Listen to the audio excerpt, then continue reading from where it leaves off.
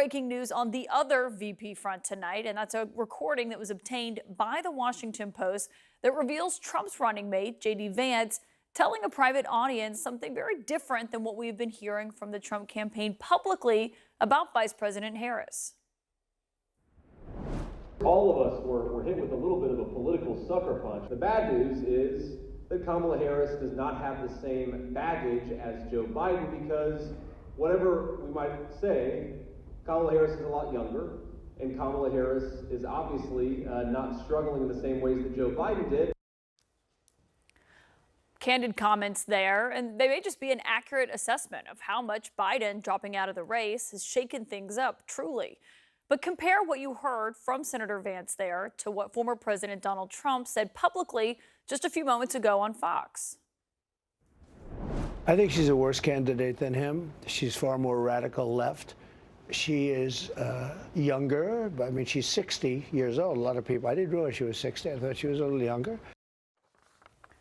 Joining me now is the reporter who broke this story, Isaac Arnsdorf, who is a national political reporter for the Washington Post. And it's great to have you, Isaac. I mean, this is the first time we're actually getting to listen to what Senator Vance said during that fundraiser. You obtained this audio, you reported on it earlier, but now tonight we're hearing it for the first time. And it's just notable given Trump was on Fox tonight just a few moments ago saying that he actually thinks she's a worse candidate.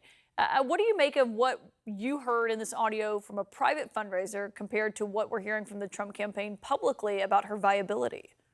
Well, that's exactly right, Kaitlan. I mean, it's not exactly an earth-shattering insight that Harris, in just a short week since taking over the Democratic ticket, has raised a ton of money, energized a lot of Democrats, brought out a lot of new volunteers, and has been able to make speeches and draw crowds and land attacks in ways that Biden was struggling to do. I mean, we can all see that for ourselves. The thing is that the Trump campaign had been publicly, including Vance himself, had been publicly taking this line of, nothing to see here, nothing has changed, and that's different than the message she had for these donors behind closed doors. Yeah, and I mean, I guess you're right. It makes sense because essentially they're saying, they want to act like everything's fine and that it hasn't changed much. Obviously, it has changed. We all know that, and people do concede that. But the question is, what does this attack look like on Harris? How are they going to go after her since they do have a new opponent? And he also talked about that on this audio that you obtained. I want everyone to listen to that. We wonder, how is the world caught on fire? How is there a new war in seemingly every continent in the world? And it's because Kamala and the Democrats lied about Joe Biden. It kind of leads into the good news because no person in the United States of America owns the disastrous Harris-Biden agenda more than his own Vice President of the United States. What's interesting is, part of this audio is they did seem to have concerns about shaping perception of her because everyone has a fully formed opinion on President Biden, on former President Trump. He thinks from that audio, it sounds like that it's not that case with the vice president here. Right. There's another part in the remarks where he basically says, love him or hate him. Basically, everyone already knew Joe Biden and Donald Trump, and most people had their minds made up. And Harris is just a lot less well-known, a lot less well-defined. And so it's a race between both campaigns to try to shape Americans' impressions of her, almost like a reintroduction. And the Democrats are out with their story of how they're trying to position her as a prosecutor and as an optimistic voice for the future.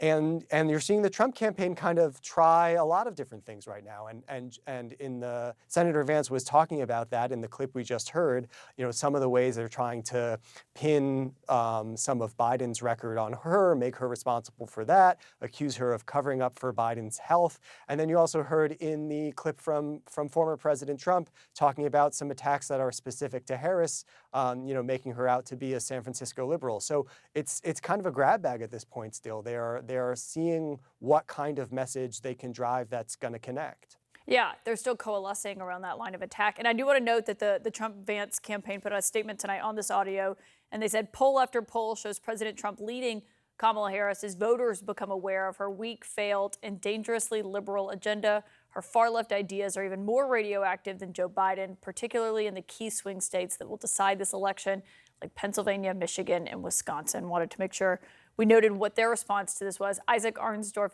great reporting. Thank you for joining us on that. Thanks, Kaitlan. And I'm joined now by the Democratic governor of Massachusetts, Maura Healey. And Governor, it's great to have you here because on this new audio that you hear that the Washington Post and Isaac obtained of Senator Vance saying that it was a sucker punch for Biden to drop out and lamenting that Harris doesn't have the same baggage that Republicans believe Biden did. Do you agree with JD Vance that Harris does have less baggage than Biden does? Well, clearly JD Vance is scared, and Donald Trump is scared. I mean, Donald Trump's gone in the direction of bailing on debates. JD Vance is now squirming and making the comments that he's making, and they should be scared because Kamala Harris is tough, smart, compassionate. I saw her, I worked with her as Attorney General, and they have every reason to be running scared at this point. She's an excellent candidate. She'll be an excellent president. Look what she's done this week, Kaitlan. I mean, uniting the Democratic Party, over $200 million in grassroots fundraising, record numbers of voters registered. And I think more than anything, just this palpable enthusiasm for her candidacy. So no wonder that they are running scared and saying all sorts of things and crazy things and cringy things, like the former president just said about her age. It's just par for the course with these guys. And I think women across the country, when they hear someone like JD Vance say what he said, when they listen to Donald Trump, we know these guys, you know, and this is just classic misogyny, classic sexism. And it's something that a lot of us have dealt with, heard about, heard from our whole lives. Well, and you just Kamala mentioned Harris will know how to handle that. You just mentioned that about you're working with her as an attorney general. You obviously were also an attorney general for those who don't know. And she's been leaning into that background a lot. And some of the candidates that she's looking at for her running mate also served as attorneys general. Governor Shapiro, Governor Beshear, that's of Pennsylvania and Kentucky respectively. Do you believe that that is the person with that experience who is best suited to serve with her?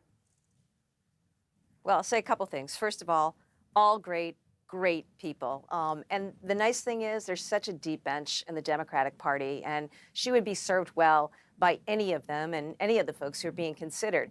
I also think that because she's been an attorney general, you know, her job was to stand up and fight for ordinary Americans, everyday people, right? Fighting against people trying to take their homes or banks trying to rip them off or insurance companies that refuse to pay. And I saw that up close and personal working with her through those years. And I think that that's the appeal right now of someone like Kamala Harris, is that she gets it. You know, Donald Trump's going to cut taxes for the rich and take care of himself.